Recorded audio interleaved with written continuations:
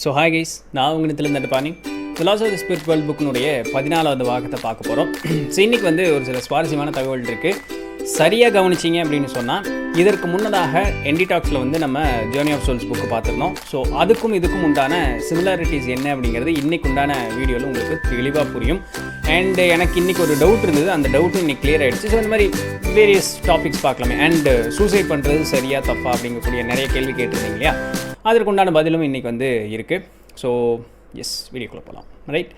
So போன video, அதாவது நேற்று வீடியோவில் என்ன பார்த்துருந்தோம் அப்படின்னு சொன்னால், ஸ்பிரிட் கம்யூனிகேஷன் பண்ணுறது சரிதான் அப்படின்னு பார்த்துருந்தோம். அண்ட் ட்வின் சோல் பற்றி பார்த்துருந்தோம். ஸோ நேற்று வீடியோவில் அப்போது அதை அப்படியே கண்டினியூ பண்ணி கொண்டு வராங்க.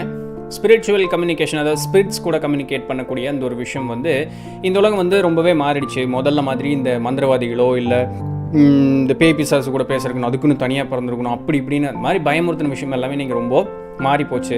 இன்றைக்கி மாடர்ன் சயின்ஸ் வந்து பெரிய அளவில் வந்து ஒத்துக்கலை அப்படின்னு சொன்னாலுமே, பிகாஸ் மாடர்ன் சயின்ஸுக்கு எல்லாத்தையும் கொண்டு வந்து கண்ணு முன்னாடி காட்டு அப்படிம்பாங்க. But not every thing can be brought in front of the eyes இல்லையா.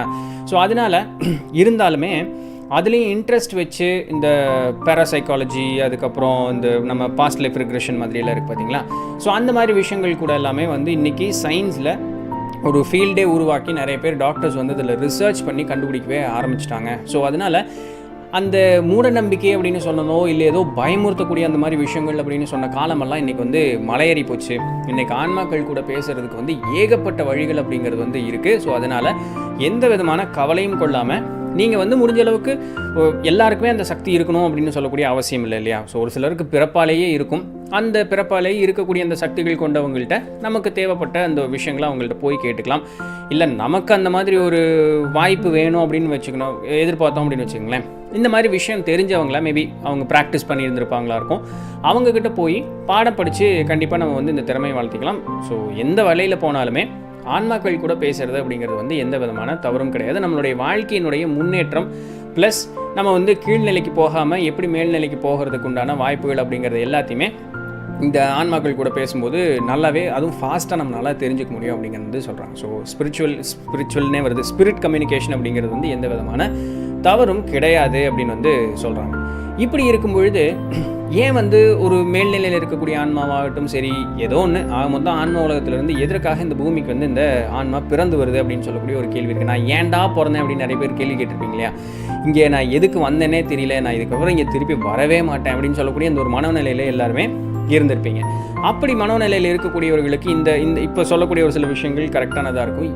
ஏன் வந்து பிறக்கிறோம் அப்படின்னு சொன்னால், பிறப்பு எடுக்கிறது அப்படிங்கிறது வந்து முழுக்க நம்மளுடைய முடிவு தானா. ஸோ உங்களை யாரும் புடனி சேர்த்து அடித்து நீ கிளம்பி தான் ஆகணும்னு சொல்லி அனுப்பணும் போகிறதில்ல. அந்த மாதிரி ஒரு கட்டுப்பாடும் கிடையாது.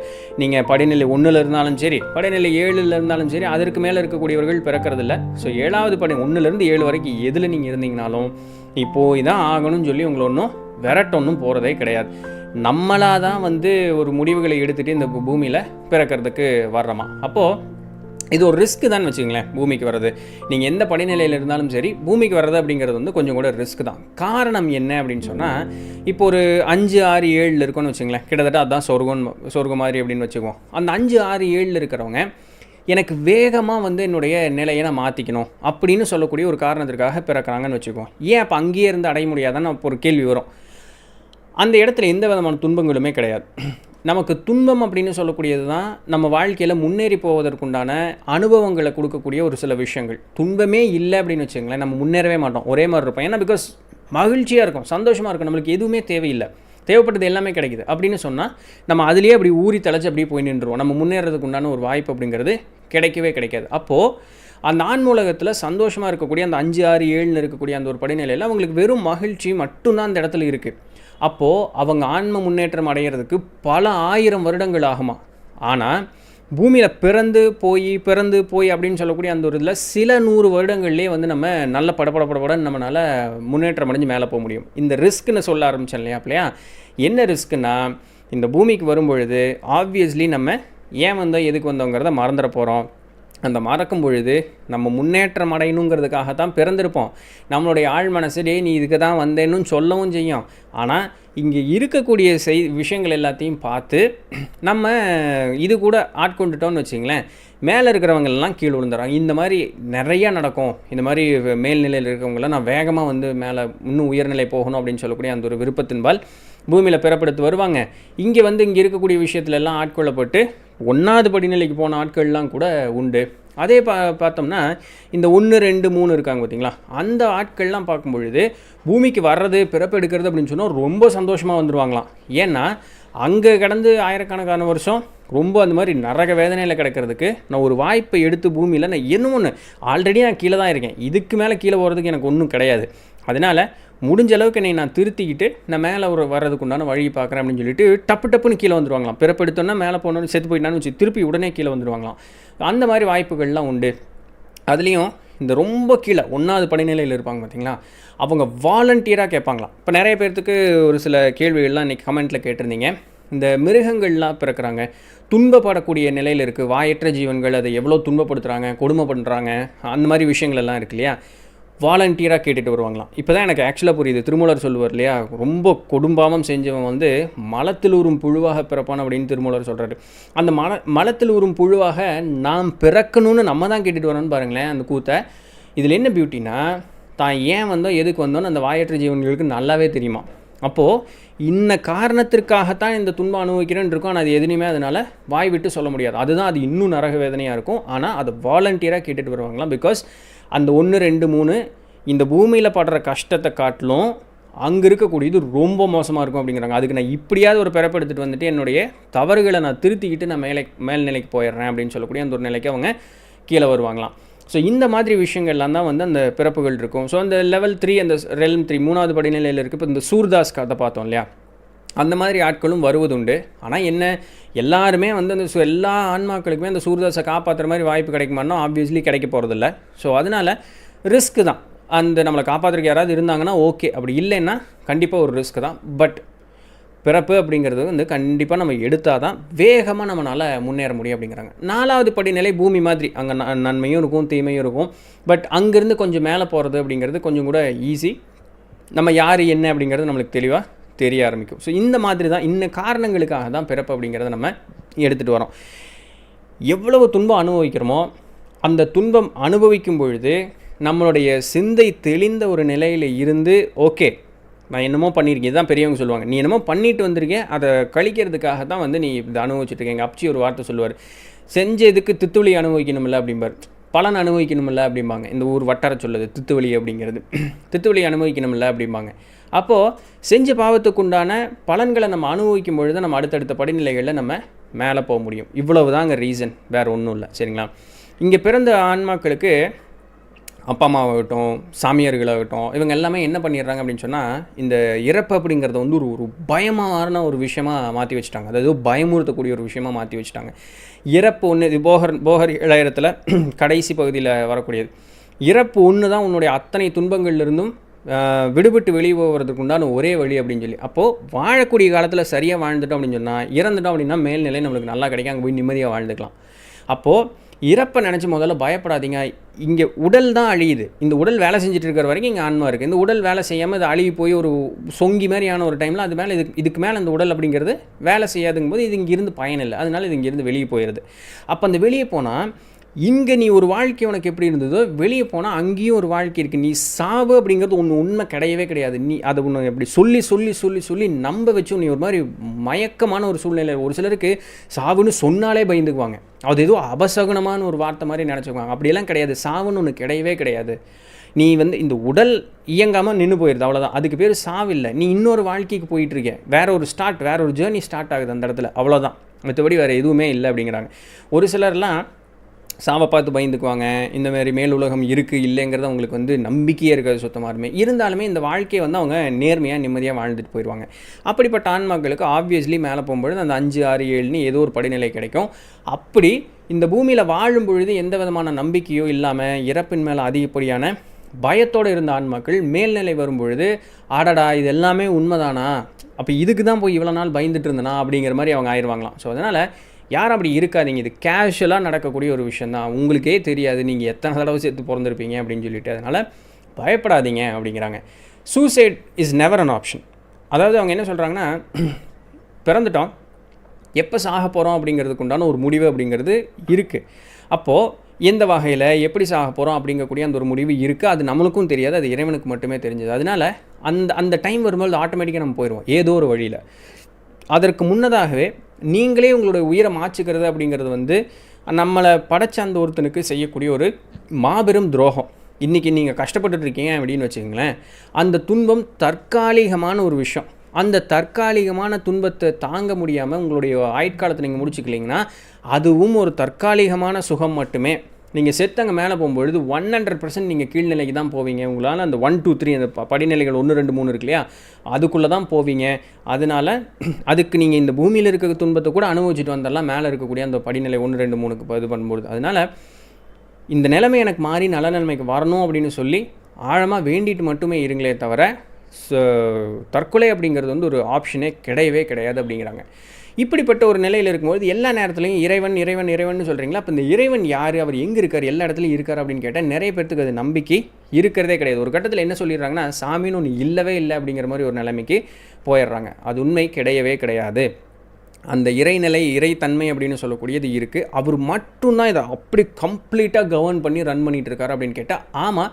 ஆனால் அவருக்கு ஹெல்ப் பண்ணுறதுக்கு வந்து நிறைய உயர்நிலை ஆன்மாக்கள் இருக்காங்க. அதாவது இந்த 7வது படிநிலைக்கும் மேலே இருக்கக்கூடியவங்க. இந்த மாதிரி இருக்கவங்க எல்லாத்தையும் இவங்க என்ன பேர் சொல்லி அழைக்கிறாங்க அப்படின்னு சொன்னால் ஹிஸ் ஹை குட் சோல்ஸ் அப்படிங்கிறாங்க. அவங்களுக்கு மேலே இருக்கக்கூடியவங்க ஹிஸ் ஹையர் குட் சோல்ஸ் அப்படிங்கிறாங்க. இந்த 2 வேரியேஷனில் கூப்பிட்றாங்க. அவங்க பிறக்கிறதே கிடையாது, சரிங்களா? அவங்க கம்ப்ளீட்டாக அவங்களுக்கு பிறப்பு அப்படிங்கிறதே கிடையாது. அவங்களுடைய வேலை என்னென்னா இறைவனுடைய அந்த ஆணை கட்டளைங்கிறத விட ஒரு ஒரு கட்டுக்கோப்பு, ஒரு ரூல்ஸ் அண்ட் ரெகுலேஷன்ஸ் மாதிரி இருக்கு இல்லையா, இப்படி நடந்தால் நீ நல்லவன், இப்படி நடந்தால் மோசம் அப்படின்னு சொல்லிட்டு அந்த ஒரு ரூல்ஸ் அண்ட் ரெகுலேஷன்ஸ் கரெக்டாக நல்லபடியாக நடக்குதா அப்படின்னு பார்த்துக்கக்கூடியவங்க. இவங்க பார்த்தோம் அப்படின்னு சொன்னால் ஒரு இந்த சூர்தாஸ் கதையிலே இந்த ஹை குட் சோலே பார்த்தீங்க அப்படின்னு சொன்னால் ஒரு மனித உருவெடுத்துட்டு வருவார் தெரியுமா, அந்த மாதிரி இவங்க இதெல்லாம் அவங்களுக்கு ரொம்ப அசால்ட்டான விஷயங்க. அவங்கெல்லாம் சாஞ்சே இல்லை, அவங்க எங்கேயோ ஒரு பிளேன் ஏதோ ஒரு லெவலில் இருக்கக்கூடியவங்க. அப்படிப்பட்டவர்களும் பல பிறவைகள் எடுத்து பல படிநிலைகளில் மேலே கீழேன்னு எல்லாம் போய் எல்லா அனுபவங்களையும் அடைஞ்சதற்கு பிறகு கொஞ்சம் கொஞ்சமாக பல 1000 பிறவைகள் எடுத்ததற்கு பிறகு தான் அவங்க அந்த நிலைமைக்கு போயிருப்பாங்க. என்னமோ படைச்சவொன்னே அவங்க வந்து அந்த நிலைமைக்கெல்லாம் போகலை.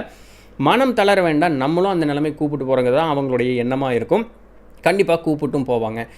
அவங்கள மாதிரி ஒரு தூய்மையான ஒரு ஒரு ஆன்மாவை உங்களால் பார்க்கவே முடியாது அப்படிங்கிறாங்க. அவங்க பக்கத்தில் இருந்தாலே நம்மளுக்கு வந்து அப்படியே சூப்பராக இருக்குமா, அவங்க பக்கத்தில் இருக்கும்பொழுது அவ்வளோ அமைதியாக நம்மளால் ஃபீல் பண்ண முடியும் அப்படிங்கிற மாதிரி சொல்கிறாங்க.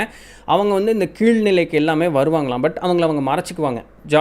ரேண்டமாக எல்லாருமான கண்ணுக்கும் தெரிய மாட்டாங்க.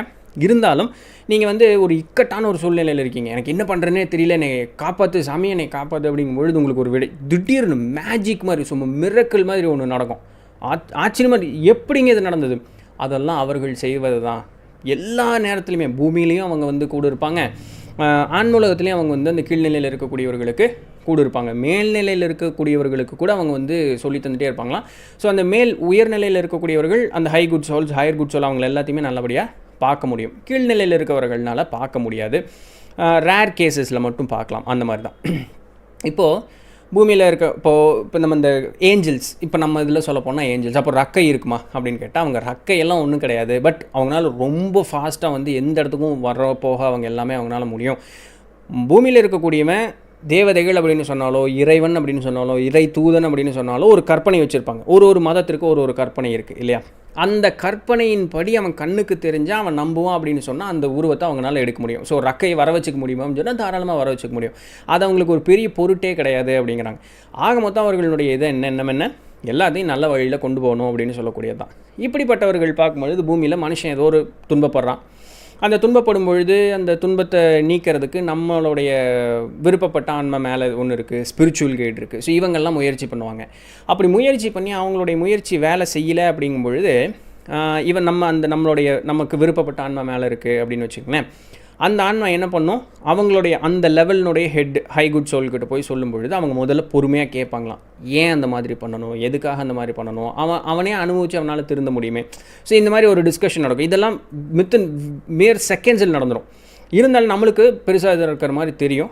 ஆனால் அவங்க இதெல்லாம் கேட்கும் பொழுது ஒரு சில நேரம் வேண்டாம் அப்படின்னு சொன்னால் வேண்டான்னு சொல்லுவாங்க. இல்லாட்டி ஓகே நம்ம கேட்டு நம்ம சொல்கிறதெல்லாம் சரிதான் அப்படிங்கிற மாதிரி சரி உதவி பண்ணலாம் அப்படிங்கிற மாதிரி ஒரு இது இருந்தால் அவங்க யார் நம்மளுடைய ஹெட் அந்த ரெல்மனுடைய தலைவர் இருப்பார்ல, அவங்க இந்த மாதிரி பெரிய ஹையர் குட் சோல் அவங்கக்கிட்ட கொண்டு போவாங்களாம். அப்போது அவங்க வந்து பொறுமையாக கேட்பாங்களாம், இந்த பொறுமையாக கேட்டு வேண்டான்னா வேண்டான்னு சொல்லுவாங்க, சரின்னா சரின்னு சொல்லுவாங்க. இந்த வேண்டான்னு சொல்கிறதெல்லாம் ரொம்ப ரூடாக பிஹேவ் பண்ணுவாங்களாம். வாய்ப்பே கிடையாது அப்படிங்கிறாங்க. அந்த ரூட்னஸ் அப்படிங்கிறதுக்கு, அந்த மூர்க்கத்தனம், ஒரு கேவலப்படுத்துறது, எங்கேயுமே அதுக்குண்டான வாய்ப்பே இங்கே கிடையாது. இங்கே பாருப்பா, ஏன் வேண்டான்னு சொல்கிறேன் அப்படின்னு சொல்லி நம்மளுக்கு சொல்லி தருவாங்களாம். இன்ன காரணம், ஸோ இது நடந்தால் இது நடக்குது, இது நடந்து, அப்போது நம்ம முன்னேறுவதற்கு அதுதான் வழி, அதுதான் அவங்களுடைய முக்கியமான நோக்கமே. ஸோ இன்ன காரணத்தினால தான் இது, இன்ன காரணத்தினால தான் இது, இதனால தான் வேண்டான்னு சொல்கிறோம் அப்படின்னு சொல்லி தருவாங்களாம். இல்லை ஒரு சில நேரம் பண்ணலாம் அப்படின்னு சொன்னால் தாராளமாக பண்ணலாம். இதில் என்ன பியூட்டினா, நமக்குன்னு இறைவன் வகுக்கப்பட்ட ஒரு சில கட்டளைகள் அப்படின்னு இருக்குது. இதை மீறக்கூடிய ஒரு சில சூழ்நிலைகளும் வரும். அதை மீறுவாங்களா அப்படின்னு கேட்டால் மீறுவாங்க. ஏன்னா மனிதனை அந்த இடத்துல காப்பாற்றணும். அவன் அந்த ஒரு சூழ்நிலையில் அகப்பட்டுட்டான் அப்படின்னு சொன்னால் அவனுடைய ஆன்மா ரொம்ப பாதிக்கப்பட்டுரும் அப்படின்னு இருக்கக்கூடிய நேரத்தில், அந்த நேரத்தில் அவனை காப்பாற்றணும் அப்படின்னு சொன்னால் அந்த நேரத்தில் ஒரு சில விஷயங்கள், அந்த ரூல்ஸ்லேருந்து கொஞ்சம் ரிலாக்ஸேஷன் கொடுக்கலாம் அப்படிம்பாங்க. அப்போ என்ன பண்ணுவாங்கன்னா, இந்த ஹை குட் சோல், அந்த ஹையர் குட் சோல், அவங்களுக்கும் மேலே ஒருத்தவங்க இருப்பாங்க இல்லையா, அவங்கக்கிட்ட முறையிடுவாங்களாம். அவங்க என்ன பண்ணுவாங்கன்னா, இறைவன்கிட்ட கேட்டு, இறைவன் சரி அப்படி கண்டிப்பாக ஒரு சரின்னு தான் சொல்லுவார் அப்படின்ட்டு. அப்போ அவங்க நமக்கு இங்கே இது பண்ணுவாங்க. இது ஒரு சில நேரத்தில் செகண்ட்ஸில் நடக்கலாம், ஒரு சில நிமிஷங்களில் நடக்கலாம். அவ்வளோ எமர்ஜென்சி இல்லைன்னா மாதங்களோ வருடங்களில் கண்டிப்பாக நடக்கும். அதற்குண்டான காலகட்டத்தில் அவங்க கண்டிப்பாக நடத்தி காமிப்பாங்க. இதைத்தாங்க மனிதர்கள் ஒரு மிரக்கல் அப்படின்னு சொல்கிறது. இதெல்லாம் நடக்கிறதுக்கு வாய்ப்பே இல்லை, சான்ஸே இல்லைங்க, நடந்துருச்சுங்க, எப்படி நடந்ததுன்னே தெரியலைங்க, என்னால் விளக்கியே சொல்ல முடியாதுங்க. இந்த வார்த்தைகள் எல்லாமே அவர்கள் நமக்காக செஞ்சு கொடுக்கக்கூடிய அந்த ஒரு ரிலாக்ஸேஷன்ஸ், நமக்காக நம்மளை காப்பாற்றுறதுக்காக செய்யக்கூடிய அந்த ஒரு செயல்பாடுகள் தான். அதனால் எதையுமே உன் கண்ணுக்கு முன்னாடி தெரியலேங்கிறதுக்காக நான் நம்ப மாட்டேன்னு சொல்லாத. உன்னைய காப்பாற்றுறதுக்கு இங்கே ஏகப்பட்ட பேர் இருக்காங்க, நம்பிக்கையோடவும் நீ நல்லவனாக மட்டும் இரு போதும் அப்படிங்கிறாங்க. இதுக்கு மேலே நம்மளுக்கு வேறு என்னங்க வேணும்? உண்மையாலுமே மனுஷனுடைய எப்பவுமே ஒரு என்ன சொல்கிறது, சேஃப்டி கன்சர்ன் அப்படிங்கிறது மனுஷனுக்கு எப்பவுமே உண்டு. அதனால தான் குழந்தைக்கு அப்பா அம்மாவை பார்த்தாலே பிடிக்கும். ஏன்னா என்ன நடந்தாலும் சரி அந்த அப்பா அம்மாவும் நம்மளை பார்த்துக்குவாங்க அப்படின்னு சொல்லக்கூடிய ஒரு மனசில் ஒரு தைரியம் அந்த குழந்தைக்கு உண்டு. இப்போ அவங்கள பொறுத்த வரைக்கும் நம்ம தான் குழந்தைங்க, அவங்க தான் நம்மளுக்கு அப்பா அம்மா. அப்போது நம்மளை பார்த்துக்கிறதுக்கு ஒருத்தங்க இருக்காங்கங்கிற இப்போ ஒரு தைரியம் நம்மளுக்கு இருக்கு இல்லையா. நம்மளை யாரோ ஒருத்தங்க பார்த்துக்கிட்டே இருக்காங்க. நம்மளோட ஒரு துன்பமான ஒரு சூழ்நிலையாக இருந்தாலும் சரி, ஏதோ ஒரு நிலையில் அவங்க நம்மளுக்கு வேணுங்கக்கூடிய அந்த ஒரு ஏற்பாடுகள். திடீர்னு ரேண்டமாக ஒரு பர்சனுங்க அவங்க ஹெல்ப் பண்ணுவாங்க, டக்குன்னு நீங்கள் இது பண்ணி பார்த்தா அவங்கள காணாமல் போயிருப்பாங்க. இதெல்லாம் அனுபவப்பட்டிருக்கீங்களா? அவங்க தான் கீழே வருவாங்க அப்படிங்கிறாங்க. அந்த நேரத்துக்கு நமக்கு அந்த உருவ எடுத்து அவங்க பாட்டுக்கு அப்படி போயிடுவாங்க, அந்த வேலையை முடிச்சுட்டு அவங்க பாட்டுக்கு போயிடுவாங்க. ஸோ இதெல்லாமே அவர்களால் செய்ய முடியும். தைரியமாக இருங்க போதும், தவறு செய்யாமல் நல்ல மனிதர்களாக இருங்க போதும். இதை தவிர வேறு என்ன வேணும் உங்களுக்கு அப்படிங்கிறாங்க. இதை தவிர என்ன வேணும் அப்படின்னு நானும் உங்கள்கிட்ட கேட்குறேன். ஸோ முடிஞ்ச அளவுக்கு நம்மளால் நல்லபடியாக இருந்து பார்ப்போமே, ரைட்? இன்றைக்கி உண்டான வீடியோ இதுதான். நீங்கள் என்ன நினைக்கிறீங்கன்னு சொல்லிட்டு கீழே கமெண்ட் பண்ணுங்கள். நாளைக்கு இதனுடைய தொடர்ச்சியை பார்ப்போம். ஸோ அதுவரையும் தொடர்ந்து நினைவுகள் நான் உங்களுக்கு நன்றி.